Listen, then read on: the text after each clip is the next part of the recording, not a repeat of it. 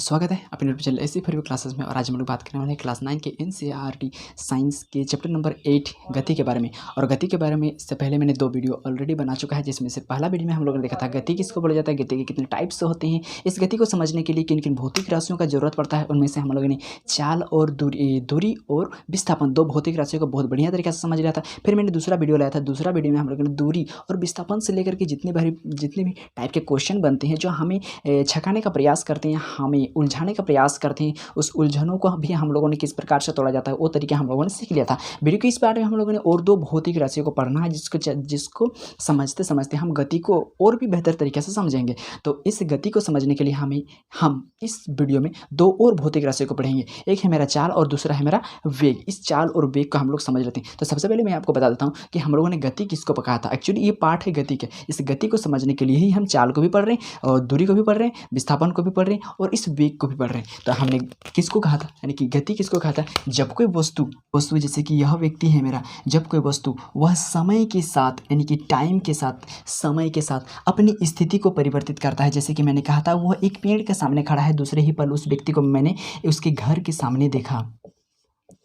पहले था वो पेड़ के सामने, लेकिन थोड़ी समय के बाद मैंने उसको घर के सामने देखा। मतलब इन्होंने अपनी स्थिति को चेंज किया कि समय के रेस्पेक्ट किया, यानी कि समय के साथ। थोड़ी देरी के बाद जब हम उसको देखा तो घर के सामने देखा, मतलब समय के साथ उन्होंने क्या किया, अपनी पोजीशन को चेंज किया। इसी को ही हम लोगों ने क्या कहा था, गति कहा था। कि जब कोई वस्तु समय के साथ अपनी पोजीशन को, अपनी स्थिति को परिवर्तित करता है तो उसको हम लोग क्या कहते हैं, गति कहते हैं। ये हम लोगों ने समझ लिया था। और इस गति को प्राप्त करने के लिए हम क्या किए, यहाँ से लेकर के अपने घर तक गए। तो घर को जाने का मेरा 2 रास्ता होता है। एक रास्ता होता है कि हम इस तरह से चलते हुए इस घर तक पहुँचेंगे, और एक रास्ता होता है कि सीधे तरीके से हम इस रास्ता से होते हुए इस घर तक पहुँचेंगे। तो जिस रास्ता से हुए, यानी कि लंबा रास्ता हम बोल सकते हैं, फिर घूम फिर के जो रास्ता हमारा जाता है, यानी कि यदि हम घूम फिर के किसी रास्ते से हुए जाते हैं तो इसी रास्ता की लंबाई को, यानी कि रास्ता टोका लंबाई को ही हम लोगों ने क्या कहा था, दूरी कहा था। और यदि हमें कोई शॉर्टकट रास्ता उस घर को जाने को मिलता है, यानी कि इस घर के पास या फिर दूसरे जो पोजीशन हम लोग चेंज किया था उस घर तक जाने के लिए यदि हमें शॉर्टकट रास्ता मिलता है तो उसी को ही हम लोगों ने विस्थापन का नाम दिया था। ये चीज़ हम लोगों ने ये सारा चीज़ हम लोग समझ लिए थे। तो अब हम लोग समझेंगे कि यहाँ पर इस चाल का क्या महत्व है। तो देखिए, यह व्यक्ति था जो पेड़ के सामने खड़ा था, और दूसरे पल में हमने देखा कि यह व्यक्ति घर के सामने खड़ा है। तो यह पेड़ के सामने से लेकर घर के जो सामने इन्होंने गया, तो उन्होंने कुछ न कुछ स्पीड से गया। स्पीड शब्द हम लोग जनरली जानते हैं, बट उसको समझने का प्रयास करते हैं गहराई से। स्पीड शब्द से आप भी भली भांति परिचित हैं। कहते हैं कि अरे वो बस इतना स्पीड से आगे बढ़ गया, अरे ये छोटू जो है दुकान इतना स्पीड से दौड़ करके गया ना कि रास्ते में उन्होंने गिर गया। इस तरह से हम लोग गति का स्पीड शब्द का प्रयोग करते हैं। कुछ ना कुछ ऐसा स्पीड रहा होगा जो यह व्यक्ति उस स्पीड से गया, धीरे धीरे चल के गया, या फिर बहुत जोर से गया, या फिर वो एकदम हंसते खेलते गया। कुछ ना कुछ स्पीड होगा ना, तो उसी स्पीड को हम लोग जानेंगे। यानी कुछ ना कुछ स्पीड चाल को लेकर के, चाल को पकड़ करके ही वो इस दूरी को, चाहे इस विस्थापन को तय किया। तो इसी चाल को दर्शाने के लिए हम एक और भौतिक राशि का प्रयोग करते हैं, जिसको बोलते हैं चाल। इस दूरी को कुछ न कुछ स्पीड से लेकर के, स्पीड से उन्होंने चल के यहाँ तक गया, तो उसी को ही हम लोग क्या कहते हैं, चाल। तो इस चाल को हम लोग परिभाषित किस प्रकार से करेंगे भाई, तो चाल को हम लोग इस प्रकार से परिभाषित कर सकते हैं कि इस समय में तय की गई दूरी को ही क्या कहते हैं, तो चाल कहते हैं।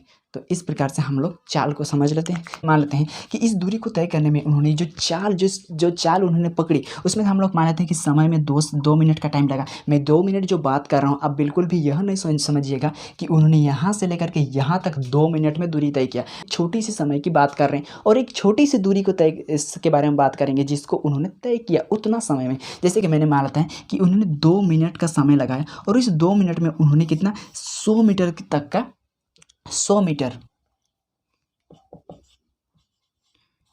मीटर की दूरी तय कर रहा है। कहने का मतलब है कि प्रत्येक 2 मिनट में जैसे कि यहाँ भी 2 मिनट लगेगा, यहाँ भी 2 मिनट लगेगा, यहाँ भी 2 मिनट लगाएगा, यहाँ से यहाँ भी 2 मिनट लगाएगा, और प्रत्येक 2 मिनट में वो 100 मीटर जाता है। इसी को ही चाल कहते हैं। आप बात को ध्यान से समझिएगा कि चाल किसको बोलते हैं, कि प्रत्येक 2 मिनट में 100 मीटर, प्रत्येक 2 मिनट में 100 मीटर, प्रत्येक 2 मिनट में 100 मीटर, प्रत्येक 2 मिनट में 100 मीटर, प्रत्येक 2 मिनट में 100 मीटर जाता है वो।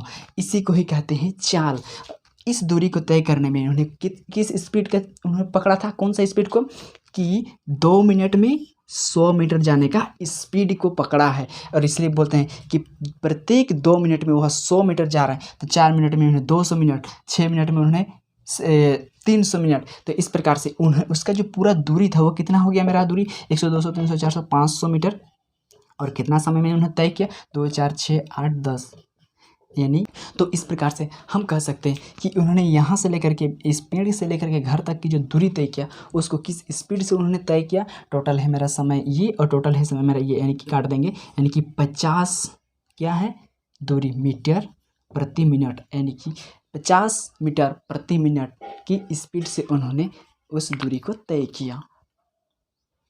तो इस प्रकार से चाल की जो परिभाषा है हमें एक सूत्र की प्राप्ति कराता है, मतलब हमें एक सूत्र प्रदान करता है। चाल भी वस्तु के द्वारा एकांक समय में चली गई दूरी को क्या कहते हैं, चाल कहते हैं, चाल कहते हैं। इस प्रकार से परिभाषा कहता है कि इकाई समय में, इकाई कहने का मतलब होता है कोई भी आपको इकाई कहे, एकांक कहे, कहने का मतलब होता है कि एक पार्टिकुलर टाइम को ले रहा है। जैसे कि मैंने बताया एक छोटा सा टाइम को ले रहा है और उस टाइम में वो कितना दूरी तय कर रहा है, उसी को हम लोग चाल के नाम से जानते हैं। ठीक है, तो इस प्रकार से हमें चाल के बारे में पता चल गया। अब बात करते हैं तो क्या यह चाल हर एक रास्ता यानी कि रास्ता का सभी जगह पर समान ही होगा या फिर अलग अलग होगा। जैसे कि मैंने अभी बताया था आपको कि जब वह 100 मीटर की दूरी 2 मिनट में, 100 मीटर की दूरी 2 मिनट में उन्होंने किस प्रकार से दूरी तय किया था। यह एक दूरी था जो 100 मीटर की दूरी, अब 100 मीटर की दूरी को हर एक जगह पर वह 2 मिनट में तय कर रहा था। यहाँ से यहाँ भी कितना मिनट में जा रहा था, 2 मिनट में जा रहा था। यहाँ से यहाँ भी कितना मिनट में जा रहा था, 2 मिनट में जा रहा था। यहाँ भी 2 मिनट में जा रहा था, 2 मिनट, 2 मिनट, मतलब प्रत्येक बिंदु में अगर उसका स्पीड को देखा जाता है तो वह एकदम कांस्टेंट था 2 मीटर प्रति सेकंड की स्पीड से। और ऐसे हम लोग जनरली बात करते हैं क्या, इतना किलोमीटर प्रति घंटा की आवर से। अगर मैं छोटा सा यूनिट लिया हूँ वो भी आएगा बाद में, देखिए ना। तो यहाँ पर देखिए प्रत्येक रास्ता क्या हमको बार बार ऐसे ही मिलेगा कि मेरा स्पीड हमेशा बना रहेगा और उसी स्पीड से जाएंगे। कभी कभी हमें ऐसा भी स्थिति आता है कि हमें गाड़ी को धीरे करना पड़ता है, तब क्या हो जाएगा, तब हमारा स्पीड क्या हो जाएगा, कम हो जाएगा, यानी कि तब हमारा पूरी चाल कम हो जाएगा। तो इस प्रकार से हम देख सकते हैं, जैसे कि मैं बात करता हूँ, चलिए इस चाल को समझने के लिए हम और 2 चीज़ के बारे में यहाँ पर बहुत बढ़िया तरीके से समझ लेते हैं। चलिए कि मैंने जो चाल कहा यानी कि स्पीड के बारे में बताया कि वो इकाई समय में जितनी दूरी तय कर रहा है उसी को मैंने चाल कहा। और यहाँ पर मैंने जो उदाहरण दिया वहाँ पर देखा था कि प्रत्येक स्थिति में उसकी चाल क्या था, सेम था। लेकिन क्या चाल में प्रत्येक स्थिति में उसका इस तरह से कि कभी भी हम दूरी को तय करेंगे तो क्या मेरा चाल हमेशा उसी तरह से ही बना रहेगा, क्या एक स्पीड जो पकड़ेंगे हम लोग उसी स्पीड से जाएंगे, क्या हमें कभी कम करने की जरूरत नहीं पड़ेगा, कभी ज़्यादा करने का जरूरत पड़ेगा, वो कब पड़ेगा, कैसे पड़ेगा, देखिए। और उसको हम लोग क्या बोलेंगे साइंस की भाषा में, उसको समझते हैं। चलिए जैसे कि मैंने आपको बताया कि एक व्यक्ति है जो एक रोड में, एक प्लेन रोड में सीधी रेखा में गमन कर रहा है, सीधी रेखा में वो गति कर रहा है और उन सीधी रेखा में उसको रुकावट करने के लिए कोई भी चीज़, ना भीड़ भड़ाका, ना ही कोई बम्पर है और ना ही कोई कुछ और है। तो यह व्यक्ति क्या करेगा, 20 का स्पीड पकड़ेगा कि 20 का स्पीड, यानी कि उसके जो कांटा है जिसको ओडोमीटर कहा जाता है, आप हमेशा याद रखिएगा इस कांटा का कुछ ना कुछ स्पीड होती है। यह कांटा 60 के पास है, इसका मतलब इस बाइक की गति जो है 60 किलोमीटर पर आवर, मतलब यह 60 किलोमीटर पर आवर। ये पर आवर का मतलब समझिए, ये जो स्पीड पकड़ा है वह इसी स्पीड से अगर बना रहता है तो 1 घंटा में 20 किलोमीटर तय करेगा। इसी स्पीड में वह अगर ये 60 के पास खड़ा है मतलब वह 1 घंटा में अगर उसी स्पीड को पकड़ कर रहेगा तो वह 60 किलोमीटर जाएगा। इसका यही मतलब होता है कि समय प्रति सेकंड या फिर चाल का यही मतलब होता है। तो मैं अगर बात करूं कि यदि कोई व्यक्ति है जो एक सीधी रेखा में गमन करता है तो उसकी चाल क्या होगा, एक नियत रखेगा और आराम से सनसनाता हुआ चला जाएगा। लेकिन मैं अगर दूसरे व्यक्ति की बात करूं, यहाँ पर एक व्यक्ति है जो एक इस तरह से टेढ़ी मेढ़ी रेखा पर वो बाइक को चला रहा है, तो ये क्या करेगा, जब उसको सीधे रोड में, जब उसको एक सीधा रोड मिलेगा तो क्या करेगा, वो एकदम पूरा स्पीड में जाएगा भुनभुनाता हुआ। लेकिन जैसे ही वहाँ पर टर्निंग उसको मिलेगा तो उसको पता है यहाँ पर एक बल कार्य करता है जो हमको बाहर की ओर फेंक देगा, छद्म बल, उसके बारे में आप आगे पढ़ेंगे। तो क्या करेगा, इस एक्सीडेंट से बचने के लिए, यानी कि टर्निंग पर हमेशा वेग को कम किया जाता है, इसको पता है। तो यह क्या करेगा, अपना वेग को यानी कि अपनी स्पीड को कम करेगा। और स्पीड को कम करने के लिए यह क्या करेगा, अब जा रहा था 20 के स्पीड से, लेकिन अब हो जाएगा उसका 15 का स्पीड। 15 का स्पीड का मतलब उन्होंने क्या किया, अपनी चाल को थोड़ा सा कम कर लिया, स्पीड को उन्होंने क्या किया, कम कर लिया। और कम करने से क्या हो गया, 1 घंटे में जो वो जा रहा था 20 किलोमीटर, अब वो इस जगह से लेकर के यहाँ तक वो क्या कर दिया, 15 किलोमीटर। मतलब इस स्पीड से इतना धीरे जा रहा था कि इस स्पीड से जाएगा तो वो 1 घंटा में सिर्फ और सिर्फ 15 ही किलोमीटर जाएगा। उन्होंने क्या किया, अपनी चाल को कम कर दिया। फिर यहाँ से लगे यहाँ के जब आया तो उन्होंने क्या किया, 15 से इसको और थोड़ा धीरे कर दिया। तब उन्होंने क्या किया, 10 किलोमीटर पर घंटे का। कहने का मतलब होता है कि अब वह जिस स्पीड से जितना स्पीड यहाँ पर कमाया ना, कम किया, उस स्पीड से अगर वह जाएगा तो 1 घंटा में सिर्फ और सिर्फ वह 10 किलोमीटर ही जा सकता है। इन्होंने इस तरह से चाल को देखिए किस प्रकार से 20 किलोमीटर की स्पीड से जा रहा था, कभी 15 किलोमीटर की स्पीड से जा रहा है, कभी 10 किलोमीटर की स्पीड से जा रहा है। जब उसको फिर से थोड़ा प्लेन मिला तो उन्होंने फिर 30 की स्पीड से बढ़ा दिया, फिर उन्होंने 40 की स्पीड से बढ़ा दिया। तो इन्होंने क्या किया, अपना स्पीड को कभी बढ़ा रहा है, कभी घटा रहा है, कभी बढ़ा रहा है, कभी घटा रहा है। और यहाँ पर क्या क्या, इसकी जो स्पीड है यानी कि इसकी जो चाल है वो फिक्स है कि इतना की स्पीड से जा रहा है। तो यहाँ पर हमें चाल की 2 स्थिति प्राप्त होती है, एक जिसमें चाल क्या हो रहा है, हमारा घंटों घंटों समय समय पर बदल रहा है, और एक जहाँ पर चाल हमारा नहीं बदल रहा है।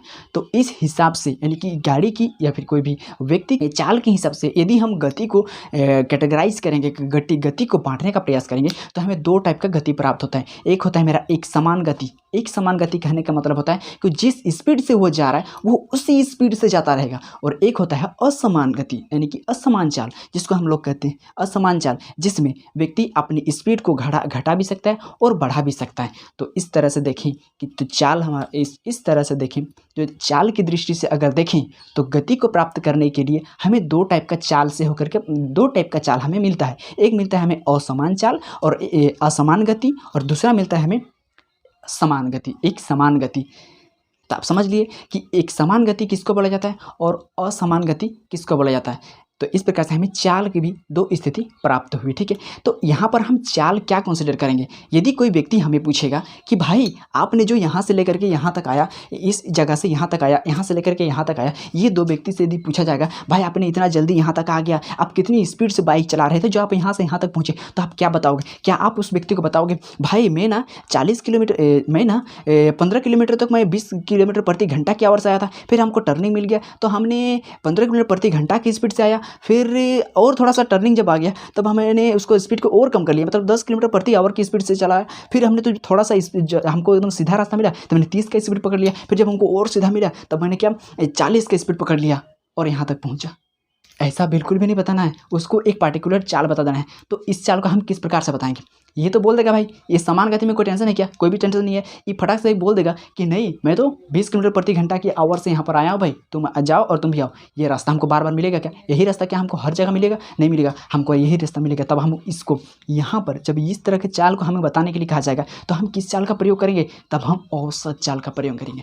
औसत कहने का मतलब आपको समझ में आता है, एवरेज का प्रयोग करेंगे। ये मोटा मोटी, एवरेज का मतलब होता है मोटा मोटी। जैसे कि आपका कोई बिजनेस, और ये एक दिन आप कहीं पर बैठे हुए थे और आपको एक आदमी ने पूछ लिया कि भाई मैं आपको देखता हूँ कि आप डेली यहाँ पर कुछ न कुछ बेचते रहते हैं, तो आप बताओ ना सप्ताह में कितना कमा लेते हो। तो आप क्या जवाब दोगे उसको, क्या बोलोगे कि मैं 15,000 रुपये डेली कमा 15,000 रुपये प्रति महीने कमा लेता हूँ, या फिर 23,000 रुपये प्रति महीने कमा लेता हूँ। ऐसा बोलना सही रहेगा क्या, क्योंकि वो बिजनेस है। बिजनेस में आप एक दिन में 100 रुपया कमा सकते हैं, आप 10,000 भी कमा सकते हैं, 5,000 भी कमा सकते हैं, उसकी कोई भी एक फिक्स। तो फिर आप कैसे बताएंगे कि उसको, कि आप किस हिसाब से बताएंगे कि मैं इतना कमाता हूँ। तो इसके लिए आप क्या करेंगे, आप एवरेज का प्रयोग करेंगे, मोटा मोटी मैं इतना कमा लेता हूँ, यही शब्द का प्रयोग करोगे। तो यहाँ पर किस प्रकार से, जैसे कि मान लेते हैं एक छोटा सा अमाउंट को लूँगा, ठीक है। जैसे कि मान लेते हैं आप अपने बिजनेस में कभी कभी क्या किए, एक दिन आपको 500 रुपये कमाए, दूसरा दिन आपने 700 रुपये कमाए, तीसरा दिन भी आपने 500 रुपये कमाया, चौथा दिन आपका कोई भी बिक्री नहीं होने की वजह से आपने 0 रुपये कमाया,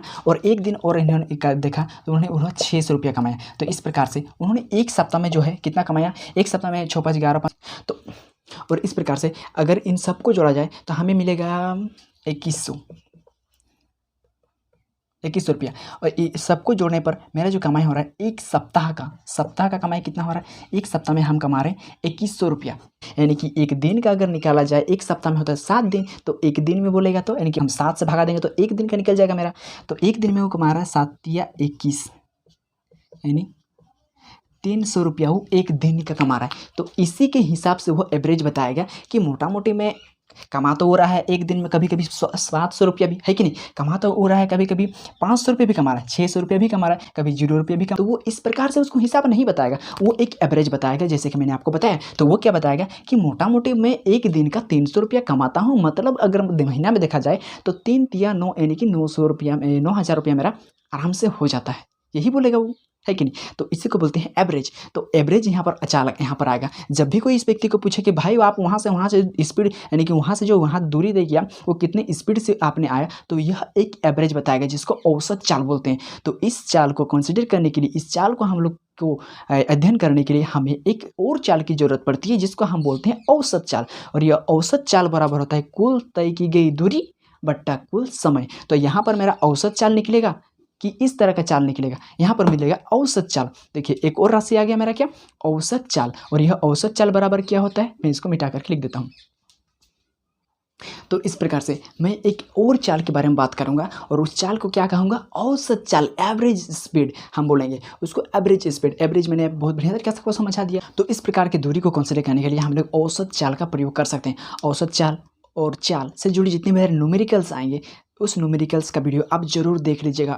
औसत चाल, औसत दूरी और वेग से रिलेटेड जितने भी टाइप का आपको न्यूमेरिकल्स पूछे जाएंगे वो सारे न्यूमेरिकल्स को मैं एक अलग वीडियो में, यानी कि इसके बाद जो वीडियो आएगा उसमें मैं आपको सारा चीज़ बता दूंगा, जिससे आपका औसत चाल और दूरी ये सारा चीज़ कंप्लीट हो जाएगा। यहाँ पर मैं सिर्फ डिफरेंस बताऊंगा, ठीक है। तो आपको समझ में आ गया कि औसत चाल किस प्रकार से किसको कहा जाता है, औसत का मतलब क्या होता है। तो इस तरह से हम लोगों ने देखिए औसत चाल बराबर तय की गई दूरी बट्टा तय करने में लगा कुल समय, मतलब जितनी कितनी दूरी तय किया और कितना उसको समय लगा, कुल कितना समय लगा, यही चीज़ इसको डिवाइड करना है और हमको औसत चाल मिल जाएगा। और इसका अगर देखेंगे तो ये जो चाल होती है यह अदिश राशि होता है।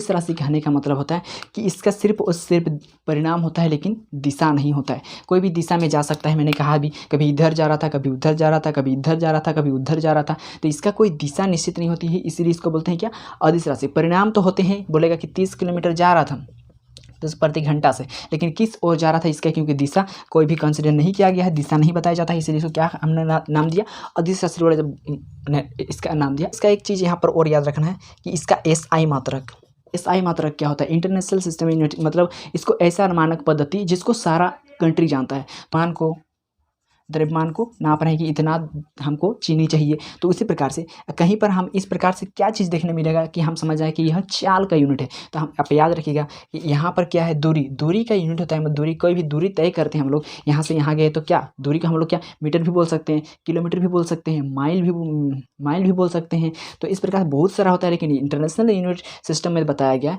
कि यहाँ पर जो दूरी का हम लोग लेंगे वो मीटर ही लेंगे और समय का जो लेंगे वो सेकेंड लेंगे। इसका मतलब यह होता है कि मीटर प्रति सेकेंड। यह हो गया मेरा चाल का SI यूनिट। इसी को ही हम लोग इस तरह से कभी कभी लिखा जाता है, इसी चीज़ को लिखा जाता है कभी कभी मीटर इनवर्स, कभी कभी इस तरह से भी इसका SI मात्रक को लिखा जाता है। तो इसका SI मात्रक क्या हो गया, मीटर प्रति सेकेंड। अब चलिए समझ लेते हैं वेग को।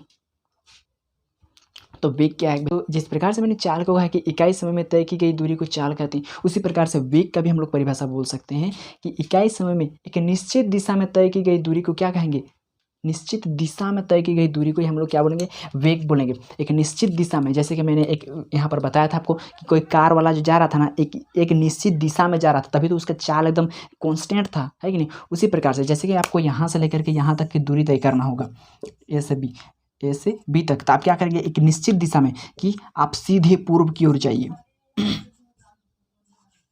सीधे पूर्व की ओर जाइए, इतना किलोमीटर, 10 किलोमीटर पूर्व की ओर। आप क्या बता रहे हैं, एकदम सीधा, तो हमको यही जगह मिल जाएगा। तो इसी को क्या बोले थे हम लोग, विस्थापन बोले थे। तो विस्थापन से यह है वेग, और कुछ थोड़ी है। यहाँ पर इधर से जाता तो यही क्या होता है, दूरी हो जाता है। तो इसको तय करने के लिए क्या करना पड़ता है, हमको चाल का प्रयोग करना पड़ता है, क्योंकि हमको क्या कभी कभी चाल स्पीड भी करना पड़ेगा, कभी कभी घटाना पड़ेगा। और इसको अगर दर्शाना होता है तो हम लोग किस सूत्र का प्रयोग करते हैं, तो हम लोग औसत चाल का प्रयोग करते हैं कि नहीं। तो यह क्या है, विस्थापन से ही, विस्थापन के रास्ता को हम लोग जिस स्पीड से तय करेंगे, ये मेरा इस विस्थापन का ही रास्ता है, शॉर्टकट रास्ता है। इस शॉर्टकट रास्ता को हम लोग जिस स्पीड से, यानी कि जिस स्पीड से तय करेंगे उसी को ही क्या बोलेंगे, वेग बोलेंगे। तो इस प्रकार से हम लोग इसका परिभाषा निकाल सकते हैं कि वेग बराबर क्या होता है, इकाई समय में निश्चित दिशा में तय की गई दूरी को वेग कहते हैं। तो ये तो हो गया मेरा फॉर्मूला, इसमें कुछ है नहीं, चाल को समझ लिए मतलब आप वेग को भी समझ ही लिए। जैसे कि मैंने बताया कि मोटरसाइकिल वाला को किस प्रकार से उन्होंने एक निश्चित दिशा में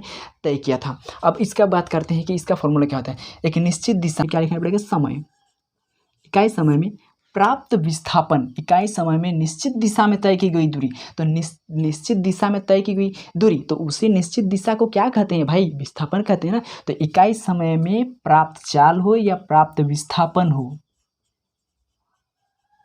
विस्थापन को क्या कहते हैं, वेग कहते हैं, वेग कहते हैं। तो इस प्रकार से इकाई समय में प्राप्त विस्थापन को वेग कहते हैं। इधर हम लोग देखा औसत चाल, तो क्या इसका भी औसत वेग होता है क्या, हाँ इसका भी औसत वेग होता है। तो आपने तो कहा कि टेढ़ा मेढ़ा रास्ता में जाने से इसका जब चाल बदल रहा है तो हम बोल सकते हैं कि इसका क्या हो रहा है, क्योंकि उसका चाल बदल रहा है, टेढ़ा मेढ़ा रास्ता में जा रहा है तो वो अपने चाल को बदल रहा है। ये तो एकदम स्ट्रेट लाइन में जा रहा है, एकदम सीधी रास्ता में जा रहा है, तो फिर इसका किस प्रकार से औसत वेग निकाला जाएगा, वो तो एक ही स्पीड में जाएगा, ऐसा मन में आ रहा होगा। तो सही सोचा आपने। लेकिन जब आप कोई भी आपने स्पीड को पकड़ा तो जब गाड़ी स्टार्ट होता है तो उस समय आपका स्पीड कम होता है, और जब आप स्पीड यानी कि शुरुआती स्पीड और अंतिम स्पीड यानी कि दो प्रकार का हमको आपको वेलोसिटी यहाँ पर मिलता है। एक मिलता है, आप हमेशा याद रखिएगा, ये जो वेग होता है वो वेग हमको दो टाइप का मिलता है, ये वेग हमको दो टाइप का मिलता है। एक को बोलते हैं प्रारंभिक वेग, दूसरा को बोलते हैं अंतिम वेग।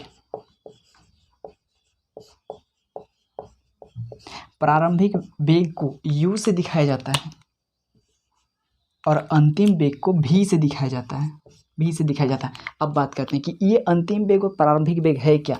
जैसे कि आपने क्या किया, इस शॉर्टकट रास्ता में यानी कि इस विस्थापन में जो हम लोग दूरी तय करेंगे, तो यहाँ पर क्या किया, एक व्यक्ति गति कर रहा है किसी तरीके से, चलिए व्यक्ति क्या कर रहा है, मोटरसाइकिल में जा रहा है, लेकिन जब वो स्टार्ट किया तो जैसे ही वो स्टार्ट करेगा तो क्या स्टार्टिंग पॉइंट में भी इसका 50 किलोमीटर प्रति घंटा का स्पीड से ही जाएगा क्या, नहीं जाएगा। तो इसका इनिशियल जो स्पीड है, इनिशियल इसी को ही बोलते हैं हमारा प्रारंभिक वेग। जब उसका चाल स्टार्ट होता है वो होता है स्टार्टिंग पॉइंट, और एक स्टार्ट होता है क्या, अंतिम वेग।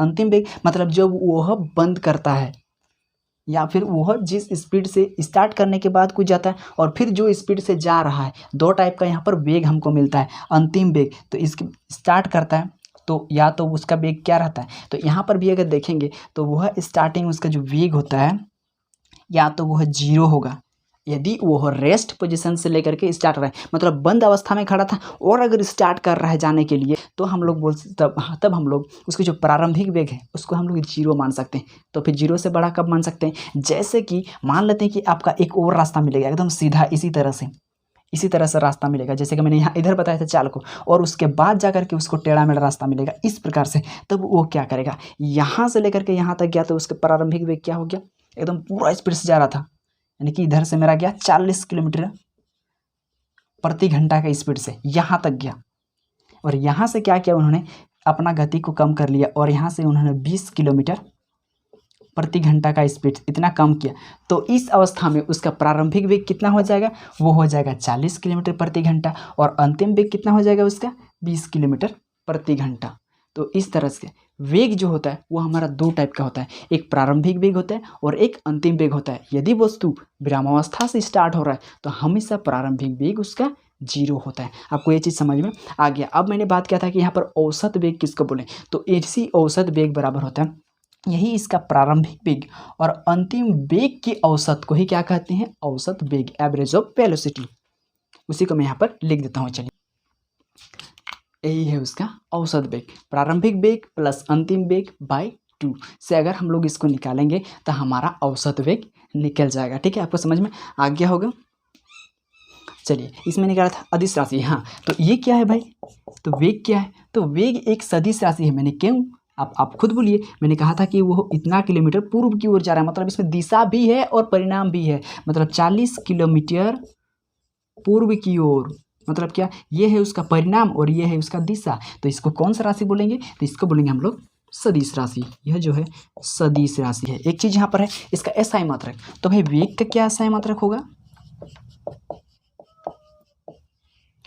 वेग का एसआई मात्रक क्या होगा, तो वेग यानी कि विस्थापन, तो विस्थापन भी क्या है, विस्थापन भी एक दूरी ही है, तो दूरी का मात्रक क्या होता है मीटर, और समय का क्या होता है सेकंड। देखिए समय का मात्रक तुम्हारा आपका घंटा भी होता है, दिन भी होता है, साल भी होता है, लेकिन फिजिक्स कहता है छोटी से छोटी यूनिट का ही प्रयोग किया जाता है। तो इस प्रकार इसीलिए हम लोग समय का सबसे छोटी यूनिट सेकंड को लेते हैं फिजिक्स में, हमेशा याद रखिएगा यहाँ पर मीटर प्रति सेकंड। तो इस प्रकार से मेरा ऐसा मात्रक इसका भी क्या हो गया मीटर प्रति सेकंड। एक चीज़ यहाँ पर हमेशा याद रखिएगा, यदि आप देख रहे हैं मेरे इस वीडियो को यहाँ तक तो हमेशा याद रखिएगा, जब भी आपको चाल या वेग दिया रहेगा वो किलोमीटर प्रति घंटा में दिया हुआ रहता है। मतलब जब आप बाइक चलाते हैं तो आपको वहाँ पर लिखा रहता है 40 का स्पीड से 50 के स्पीड से, वो किलोमीटर प्रति घंटा में लिखा हुआ रहता है। और कभी भी आप जब उसको न्यूमेरिकली क्वेश्चन बनाने का प्रयास करेंगे तब आपको उसको चेंज करना पड़ेगा मीटर प्रति सेकंड में, ना कि जो दिया हुआ है उसी में ही। तो ठीक है, तो इस प्रकार से आपको वीडियो पसंद आ रहा है तो आप एक सब्सक्राइब और लाइक हमारे वीडियो को जरूर कर दें, ठीक है।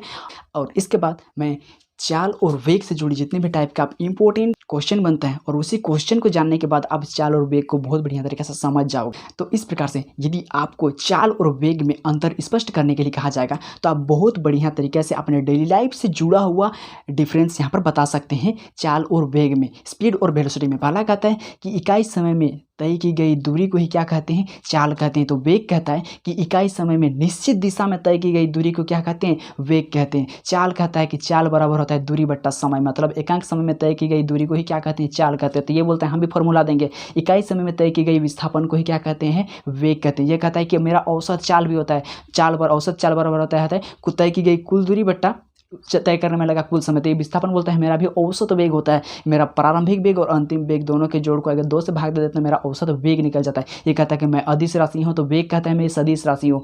चाल कहता है कि मैं मेरा एसआई मात्रक मीटर प्रति सेकंड होता है, तो वेग कहता है मेरा एसआई मात्रक भी मीटर प्रति सेकंड होता है। तो इस तरह से चाल और वेग में हम लोग डिफरेंस भी निकाल सकते हैं। बेसिक भी आपको समझ में आ गया, डेली लाइफ से जुड़े किस प्रकार से हम स्पीड को तय करते हैं ये भी आपको समझ में आया होगा। इस चैप्टर को बहुत बढ़िया तरीके से समझने वाले हैं तो आप हमारा हर एक वीडियो को जरूर देखा करें, ठीक है। मिलते हैं नेक्स्ट वीडियो में। वीडियो पसंद आया तो लाइक और सब्सक्राइब जरूर कीजिए।